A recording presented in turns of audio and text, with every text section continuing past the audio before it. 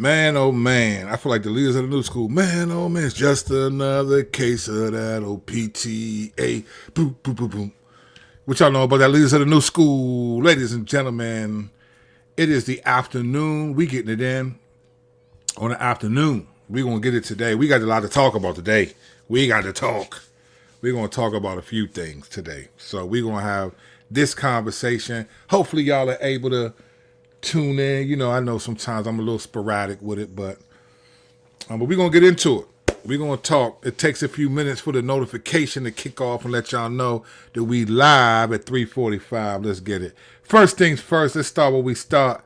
Welcome to CNN. I am your host, the underdog, Roof. Kirk Kennedy. You know what I'm saying? Let me know what you know. Thanks for watching. We're going to get it in. Whether you're watching live or later, I appreciate you being here. And we also know that Ephesians 5:11, take no part in the unfruitful works of darkness, but instead expose them. Now, I'm going to make sure you understand the context of that statement.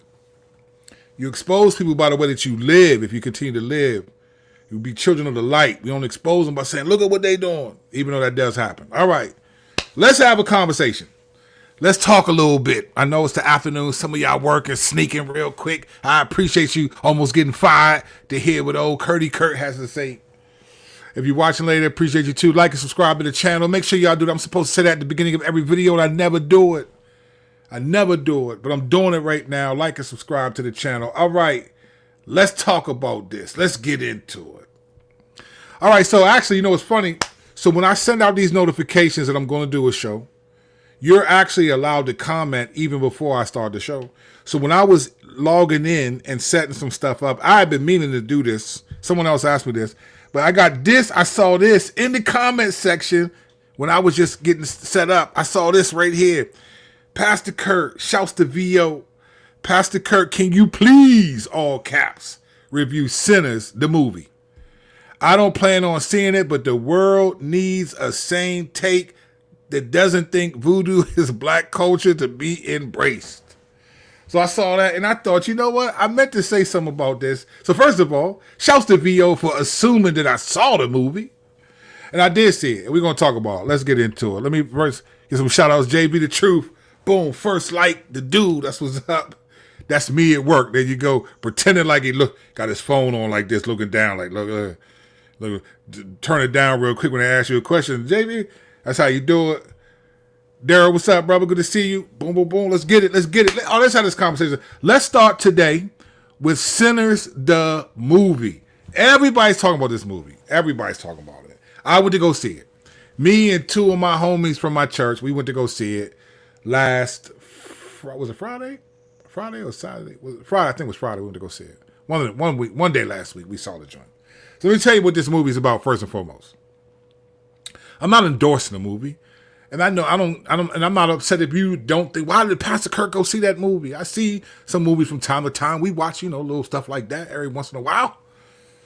That doesn't glorify God. Well, there's a lot of things that don't inherently glorify, but let's talk about it, all right? Let me see this real quick. I just saw it because I got to tell you, Lecrae mentioned Sinners was anti-Christian. Would you agree with that take? I'm glad you said that, Daryl. I'm gonna explain. We're gonna talk about what Lecrae and other people have said is anti-Christian. Would you agree with that take? So let me tell you what Sinners is about. Sinners is about, it stars Michael B. Jordan from Creed and Black Panther as Killmonger. You know who Michael B. Jordan is. Youngin from The Wire, HBO The Wire. Beat your chest if you know about The Wire. Baltimore drug scene. He was in that joint, right? And that was his first acting career. That's how I started. But he's in it as twins named Smoke and Stack. They're from Mississippi that left Mississippi. They were infamous in their town. They left, and the word on the street was they went to go work for Al Capone in Chicago, which they spent time in Chicago. They come back out of the blue with a lot of money and and they start basically a nightclub, which back then in the Jim Crow South was called juke joints, right? There were these all black jazz clubs that were called juke joints, right? And so they come back, they grab their cousin who grew up in the church, who can really sing, and they basically buy this warehouse And I'm not going to give away spoilers in case anybody wants to see it, but on some level I will, because it is what it is. But they buy this warehouse and they start this club, and then there's some vampires. So the movie is really about sort of this dichotomy of, it has three kind of components. There's this Jim Crow South, right? It's really, there's this one scene that's crazy where they're downtown in Mississippi, and one side of the town is literally black people only. It's a little bit beat up. And the other side of the town is all white people shopping. I mean, right across the street. Not even like, I said the other side of the town. I'm talking about across the street. Like right now, I'm in my office. I can look out the window and see my neighbors. It would be like, over there is where the white grocery store is and all that, and we shop over here. It was like that. So that was just kind of jarring, because if you didn't grow up in that, you just forget that it was like that serious. Like it was like an invisible line you couldn't cross. All right.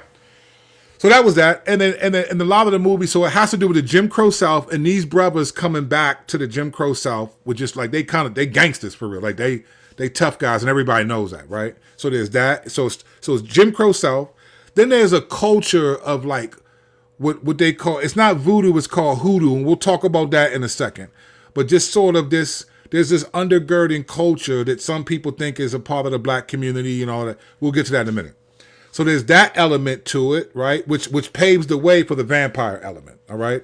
And so vampires basically, vampires beget vampires. They bite you, you become one, and all of a sudden. So the movie centers around essentially these vampires that are growing in number, that are after the boy who grew up in church because he has a singing gift that can apparently do some things beyond what normal singers can do.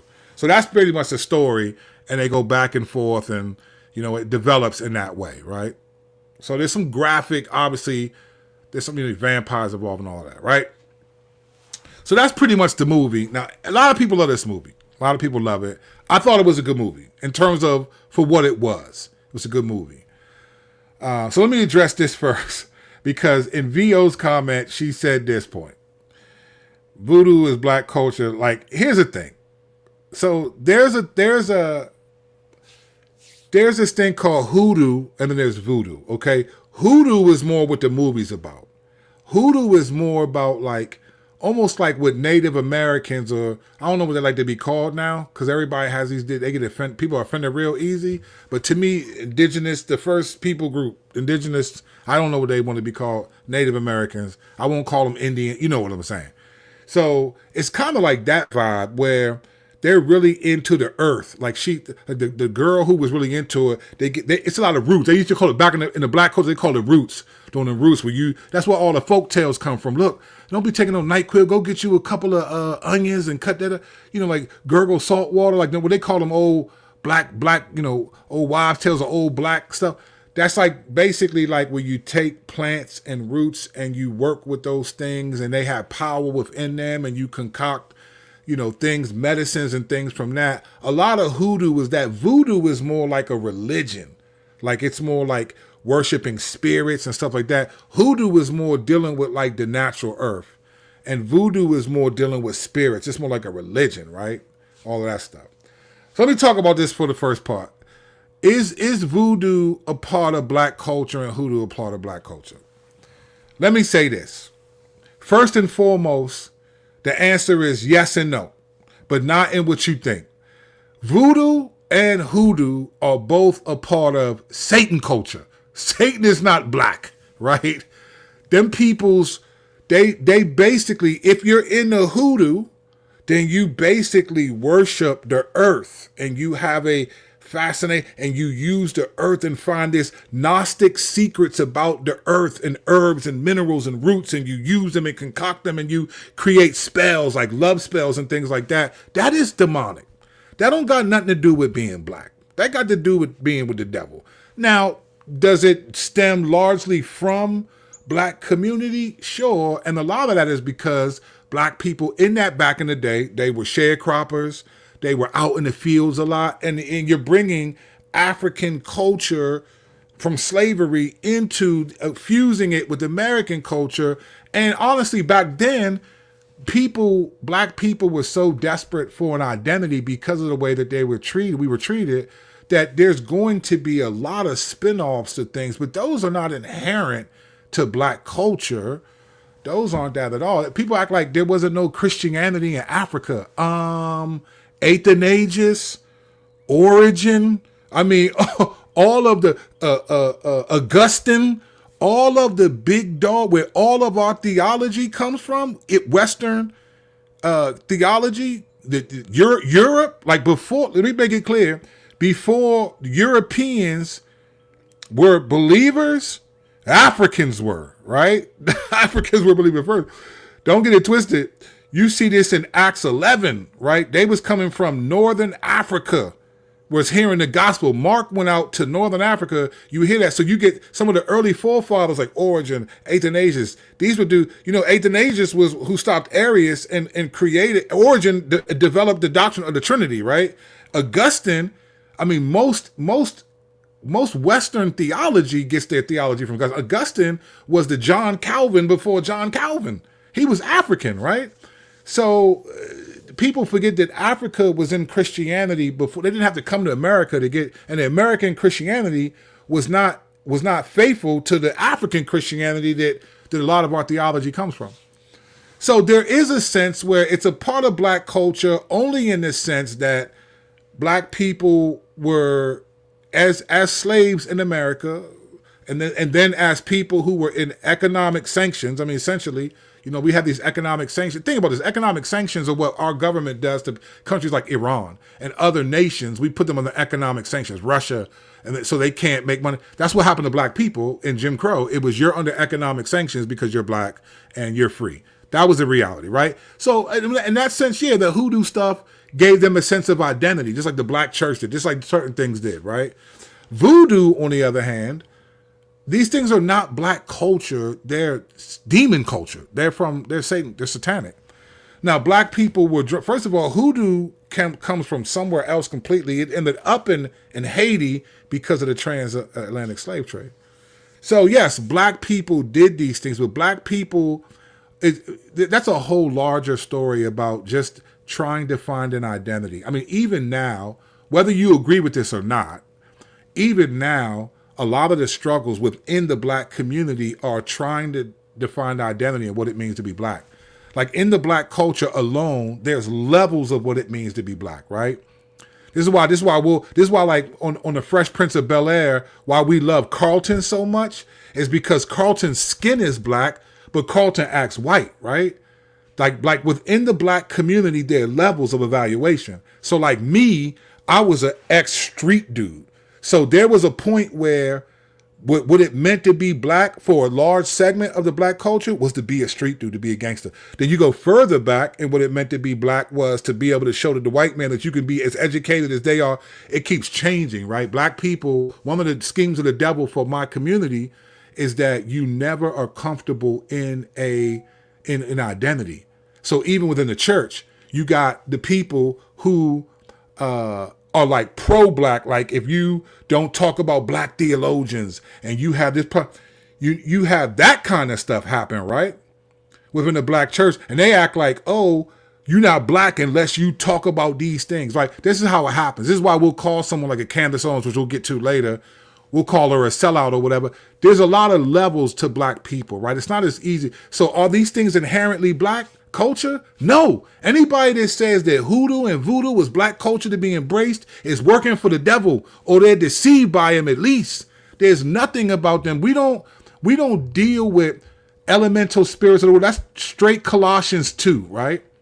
Hoodoo in particular and voodoo are elemental spirits of the world. That's Colossians 2.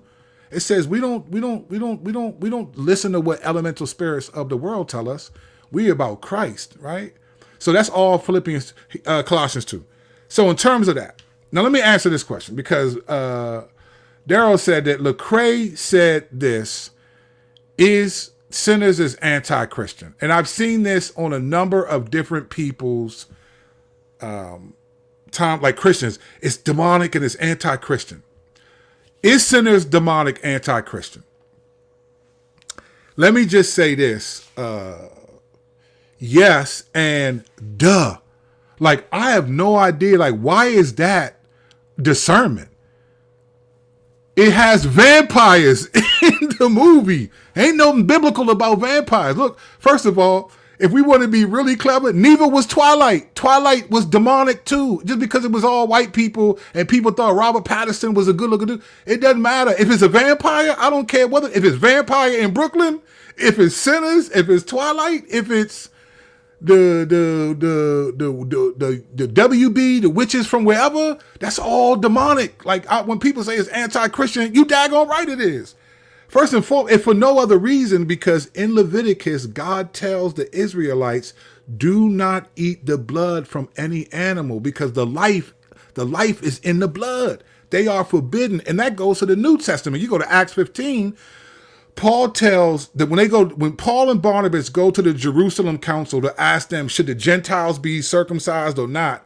And they say, nah, they don't got to be circumcised. But here's what they do. Abstain from meat strangled and from the blood and from sexual immorality. Like, so the fact that vampires drink blood, it's already demonic. Like, I don't know. Why is this a thing? Like, I guess the discernment, people just want clicks and likes. Of course it's anti-Christian.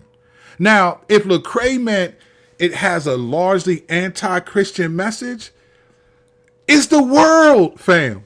Like, it's the world. Like, commercials are demonic and anti-Christian. Let me tell you why we should be hip. Let me give you let me put you on some game real quick, all right? Let's get biblical, more biblical than what I just did. Yes, it was anti-Christian. Of course it was. Most of the things that we support are anti-Christian. Most of the companies that you support are anti-Christian. There's very rare and most of us don't even like Christian entertainment. The movies sometimes be weak. They be like, the acting don't be right. The Christian rap, except for my stuff. My stuff is tough. A new album coming out in June. Y'all better support your man. Don't think, he just Pastor Kurt. I got bars, but that's a different conversation. But of course it is. A lot of stuff is demonic. But let me show you this. Let's listen to Jesus. Let's look at this for a second. Because I think this is I hate when people say, it's demonic, it's anti-Christian. Of course it is. If it doesn't have Christ and him crucified. But let me prove this to you, all right?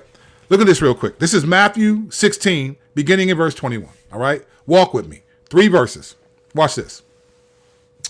From that time, Jesus began to show his disciples that he must go to Jerusalem and suffer many things from the elders and chief priests and scribes and be killed, and on the 3rd day be raised. And Peter took him aside and began to rebuke him, saying, far be it from you, Lord. This shall never happen to you. But he turned and said to Peter, get behind me, Satan. You are a hindrance to me, for you are not setting your mind on the things of God, but on the things of man. Now, just so that you realize this, just before that scene, Peter was the one who said, you are the Christ, the Son of the living God. And Jesus answered him, blessed are you, Simon Bar-Jonah, for flesh and blood did not reveal this to you, but my Father is in heaven. The very next scene, he says, get behind me, Satan, to the same Peter. All right. Why am I talking about this? Because I think we don't realize how holy God is. So let me show you this real quick. And if you're watching from my church, don't watch this part because I'm teaching on this a week and a half. The next, not this coming Sunday, but the following Sunday. Don't watch this part. But here's the reality. Here's Peter, who loves God, loves Jesus. He just told Peter, blessed are you because you said I'm the Christ. The very next scene, he says to the same Peter, get behind me, Satan. Why? Because Peter said, far be it from you, Lord, this shall never happen to you. And here's how Jesus reacted. Get behind me, Satan. What's happening here? Jesus called Peter Satan. Now, we have no exegetical reason to believe that Satan entered Peter like he did Judas when he said, go ahead and betray me, right? At the Last Supper. We have no exegetical reason. No, that's not what Jesus was saying. Here's what Jesus was saying. Your thinking is satanic. Now, keep in mind, Peter is not saying it to be satanic. He's saying it because he loves Jesus and doesn't want him to be crucified. So well-intentioned, but wrongly understanding God's will to God is satanic. So if Peter, loving Jesus, not wanting his friend and teacher to die, says, far be it from you, Lord, and Jesus says, get behind me, Satan, to Peter for a well-intentioned, I don't want you to die moment, If that's satanic to God, then what do you think sinners is? Or almost any thought. I mean, this is how holy God is. We be having these gray areas that God does not have. This is what he's saying. The slightest deviation from the will of God, even done in ignorance, even done by people who are blessed by God, is satanic to God. That's how serious it is. So to me, if you say sinners is demonic, I'm just like, thanks, Captain Obvious. Like, of course it is. It has vampires, and of course it is, right? I don't understand the reality. Look, everyone's going to have a different conviction on should they see movies and that. I don't go see a lot of movies like that, but I'll be honest. I just like everyone supports what they support. I like Ryan Coogler, the director. I don't have to lie. I don't know if he's a believer. I don't think he's a believer, but I like what he does. I liked his directing in Black Panther. I love what he did in Creed. Him and Michael B. Jordan make good music, and I'm we're in the world, not of it. I'm not supporting like vampires, but it's entertainment to me, and I'm mature enough. I hope that I can go and I'm not leaving like, oh my gosh, I want to be. No, there are 2 sexually explicit scenes in there. They're brief, but they're there. And, you look away and you keep it moving. I mean, we're not gonna. I'm not expecting to watch rated G entertainment. And I'm gonna tell you why I don't want to watch rated G entertainment, because Redemption is rated R, brothers and sisters. I don't know, like listen. There are children's ministry curriculums that skip over parts of the Bible, the Old Testament in particular. Redemption is not rated G. Redemption is rated R, fam. You got a dude cutting up a prostitute and sending her body to multiple other tribes, and there's a lot going on. So I just think sometimes we're a little too American and not know if there's no R in your testimony. If R in your testimony, it'd be a testimony. But you get what I'm saying. My testimony is rated R. We clean it up for the people, for the kids, but everything isn't about that, right? The reality is like Jesus dying on the cross is rated R, son. Like him getting whipped and beaten, and that's when you see the Passion of Christ, you just can't believe all the blood. If it looked like that, if it even closely looked like that, we know it was worse than that because it was real. That was acting. That was paint. That was blood. That was fake. Those were fake scars, and this was all, Jesus was real. That was rated R, man. That was rated R. That was not, no, his nails were in his hands. Me and you, we couldn't even, you ever go get, I remember one time I went to go get a shot, and the nurse was like, are you okay getting a shot? I was like, yeah. She was like, oh my gosh, like you don't even care. I said, people get up? She was like, oh, you would be surprised. I see these big strong guys coming like, oh, I don't want the needle, please, I can't look. I was like, no, go ahead. I'm a weirdo. But anyway, my point is it demonic? Of course it is. Of course it is. But so is something that has nothing to do with vampires that you support. It's demonic to listen to somebody, one of your favorite YouTubers, just attack another Christian and without, which is based on just his insight or what he thinks about. You don't know these people. It's demonic, right? So should you go see Sinners? No. If you don't like that stuff, don't go see it. I wouldn't. I'm not saying go see it, but I did, and I don't think it has something. It's black culture in the sense that it's largely a black film in terms of the actors, and I think that's good. We've seen tons of films with the majority of white people. This is what I don't like. When you go support a black film, you're woke, right? But we've been supporting, man. Remember when what's the girl? I don't even care about this. But when Halle Bailey became like Little Mermaid, and all these people like this, man. I've seen movies where white people were white. Jesus wasn't white. Charleston Heston, Moses ain't look like that. You know what I'm saying? Like he was white. So again, it's just like it's standard. If you don't get it, double standard. It's just there. And sometimes you just gotta say what it is, and if people get offended, they just get offended. All right, moving on from sinners, let's talk Candace Owens. Candace Owens. Let me say this on the front end. There are times I really bang with Candace Owens. I'm not one of those people that hate Candace Owens. I don't hate her. I dislike things that she says and does at times, but there are times Candace Owens is on point. She is the scarecrow telling you which way to go. There are times she's just on point. And I think as believers, my job is to love my neighbor and I'm not there to tear her down because I think there's stuff that she said, but also she's made in God's image. Now, I disagree with her on very many things, particularly Catholicism and this idea that Catholicism and Protestant Christianity are just basically two sides of the same coin. No. We're just not. But I think, so there are things I don't agree with. But one thing I don't agree with about Candace is the current view of herself. So let me explain to you. I'm going to show you this clip, and I hope I don't get in trouble because this is partly from her channel, and then we're going to look at another channel. But I want to show you this clip. And Candace Owens was talking in this clip. She is talking about Shannon Sharpe. And in this clip, she says something that I thought was amazing, but not in a good way. So let me show you the clip first, and then I'll tell you why I thought it was wild for her to say that, and then I'll show you why I thought it was wild for her to say that. All right. So here we go. First, let's go to this clip. This is her show. She has a big show, so YouTube could hit me, strike me for this. So I'm doing this because I love y'all. Just know that I love y'all, man. Like and subscribe to the channel, man. Don't be a super chat or something, man. I might, get in trouble for this. All right, here we go. Listen to what Candace says right here about Shannon Sharpe. Field, and it's quite embarrassing for ESPN. So he used to be on First Take, and now they are putting that on ice. Now, tempting for me, obviously, given the fact that despite me never meeting this man and having done absolutely nothing to this man, he truly had a moment of glee and happiness and encouraged people not to work with or speak to me when I got fired from Daily Wire last year. Literally, we are talking about almost exactly a year ago, which is insane. Just over a year ago, reminding you of what Shannon Sharpe said as he was dancing on my grave.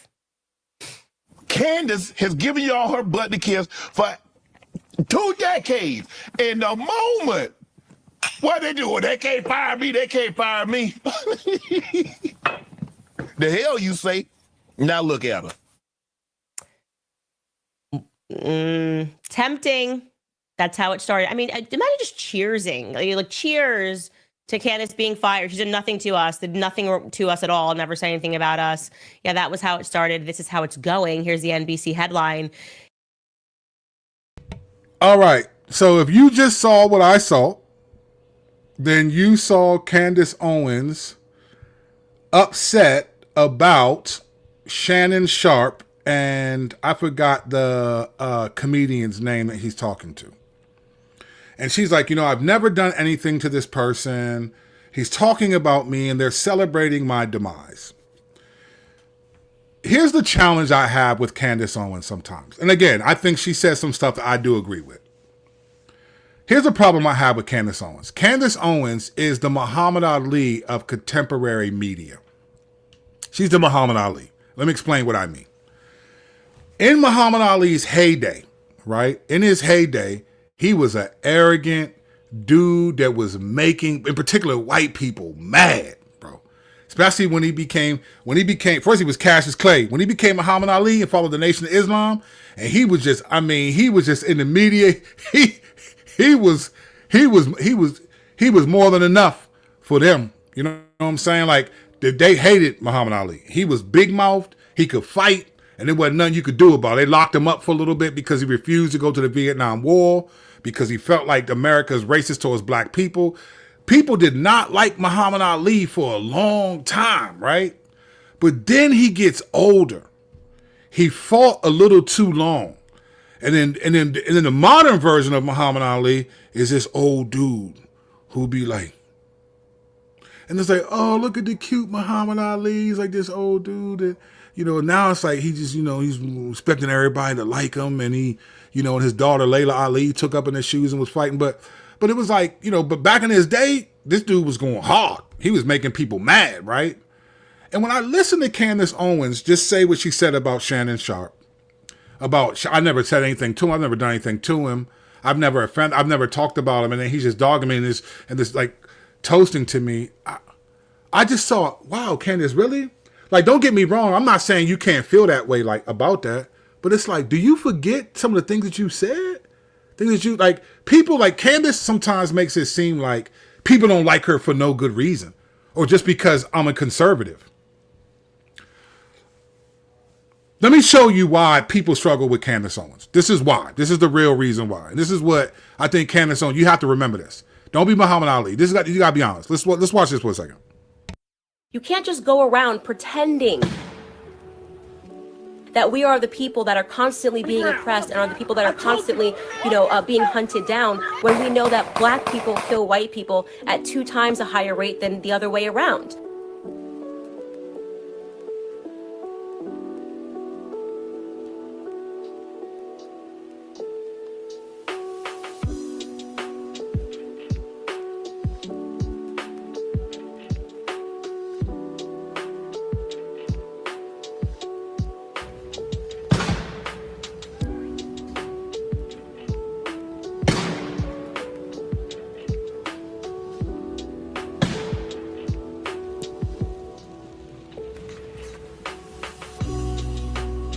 Yet here we are, a couple of months away from an election, and there are Black people running around saying that we're being lynched in Georgia.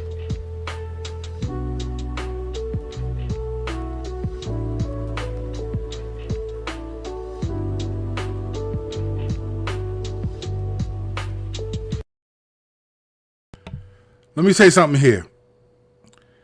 I remember all of this. This was 2020.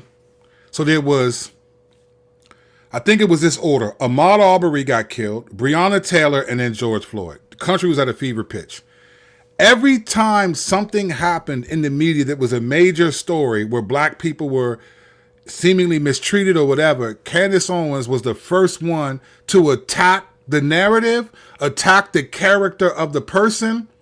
Like, listen, even if George Floyd was a terrible dude, right?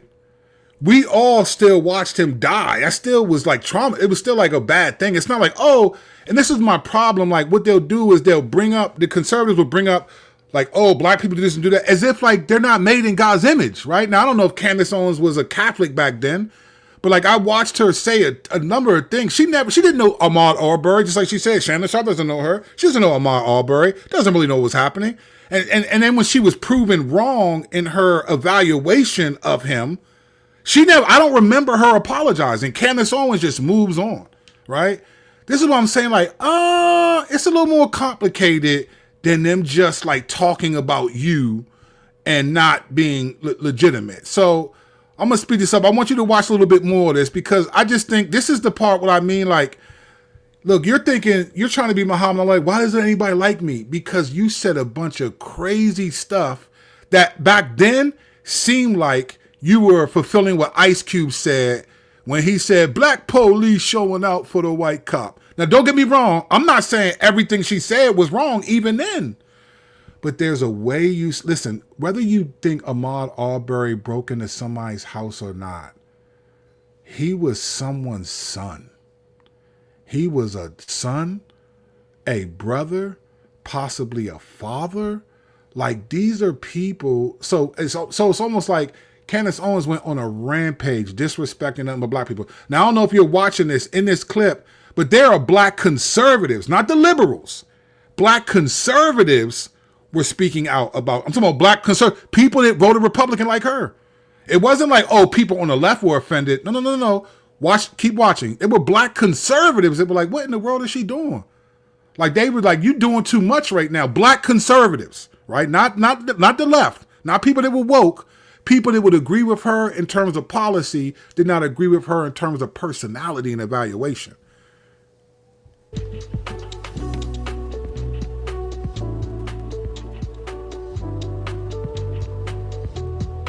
This situation, it's not about race.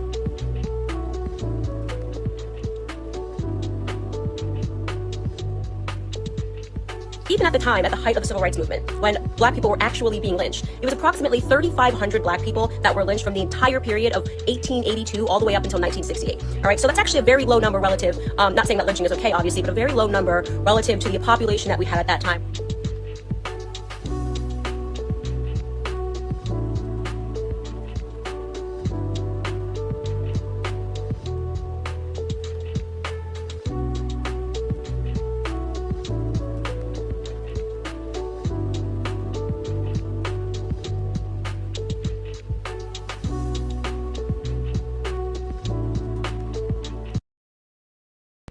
This is the problem that people had. It's not because Candace Owens is a conservative. It's not because she talks fast. It's because this was the concern. And these are Black conservatives saying this, right? So I don't have to show anymore. The point I'm trying to make is that, like, listen, she's made in God's image. I do not dislike the woman at all. I think sometimes she's just on point. And if you don't like her completely, then you just don't. I don't feel that way. I think, but like, we call a spade though. Jesus said to Peter, the leader of the apostles, right? He was the leader of the Jerusalem church. The one whom Jesus said, upon this rock, the confession that Peter made, I will build my church. He was one of the three closest, Peter, James, and John. It was Peter who ran into the tomb when he got there.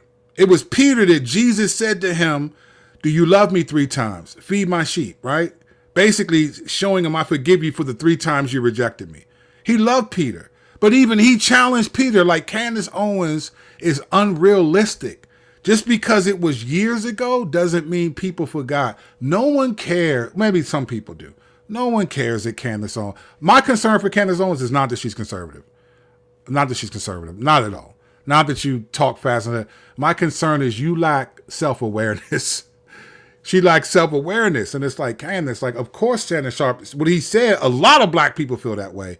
You didn't know Ahmaud Arbery. You didn't know George Floyd. You didn't know a lot of these people, but she made a name. And it seemed like at the time, you're doing this to make white people feel good about themselves because they don't want to take a hard look and say, yeah, maybe systemic racism is too strong of a reality. Like, oh, let's just say you don't think that that's true. Okay, fine.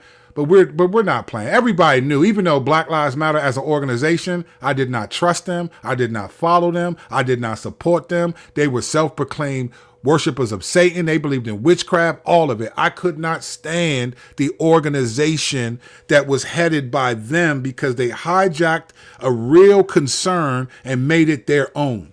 Couldn't stand that. But I understood what they meant by Black Lives Matter. To come back and say all lives matter as if black people were saying only Black Lives Matter was just, of course, white lives have mattered the whole time when we were from the colonies to a country. It's always been white equity and inclusion. That was the point. That was the point they were making. So I think Candace Owens is unrealistic in her view of herself. Like, just don't be Muhammad Ali. You were crazy on the ropes talking a lot of trash. You can't expect people to just, everybody's not going to be Christian and forgive that. So that's the stuff that's just wild to me. But again, what do I know? What do I know? All right, let's close out with someone I'm looking forward to talking about. Man, listen. Let me just be honest with you and tell you right now, the Indiana fever. And whoever said, like, oh, you just talking about Caitlyn Clark for likes or whatever. I remember there was somebody that said that. And I was like, cool. Thanks for letting me know. You know what I'm saying? I don't care about that. Caitlyn Clark balls. But now, more than that, oh, don't tell me they took it off their feed.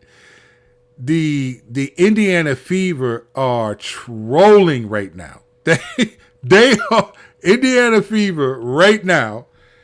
They are going hard. I'm trying to find they took it off their feed because I think they probably heard people were getting offended.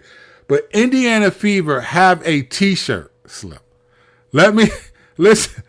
They have a t-shirt, right? Well, let's just look at their commercial. Here's their commercial. I'm going to show you this commercial. Let's look at this real quick, all right?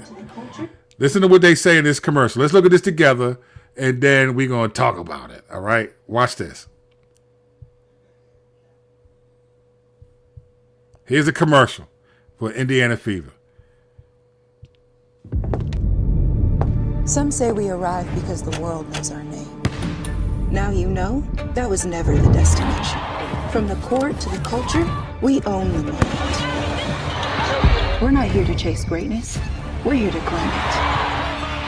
Our ambitions don't fit into headlines or highlight reels. Our road games sound like home games because our fans don't ask for permission to dominate. So if you thought we arrived, 2 more for Boston. Now you know. We're not here for the moment. We're here for the takeover.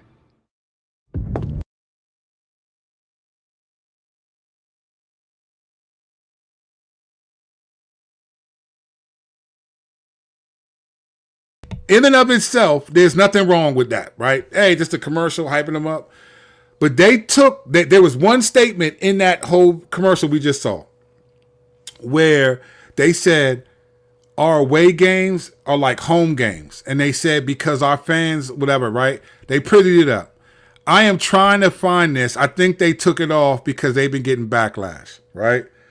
But the Indiana Fever are selling a t-shirt that says, what they're trying to say is our fan base doesn't ask for permission.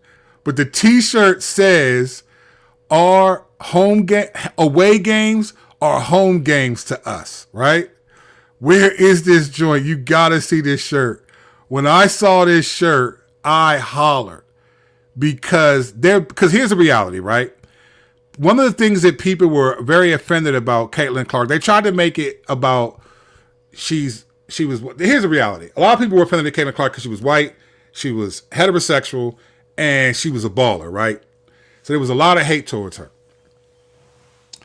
But the other reason why people hated her, and I get this, right, is because every woman who is a beast at basketball, everyone always has a dream. Everyone wanted to be the player that made the world watch women's basketball.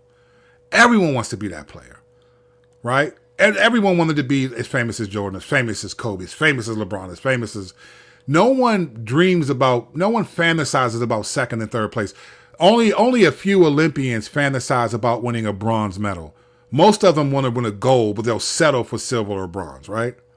Everyone, I get it. There are women that are ballers. I mean, if you haven't watched the WNBA, you don't know what's going on. So now these women can ball, like, and they just keep getting better, right? But here comes this white girl from Iowa that is totally different than the rest of the league, right? Doesn't stand with the values of the league. Wasn't crapping on them, but just wasn't. And then she turns the league out. I mean, every home game they played had to either get moved to an NBA arena or was sold out. So now, and the people were offended. They tried to pretend like that's not what they're mad at. Man, get out of here, man. They was hating on this woman. She could ball. They called it I don't know if they call it a logo yet, but man, we just never seen that. And they're women I think are better than her. I think they're women that are better than her.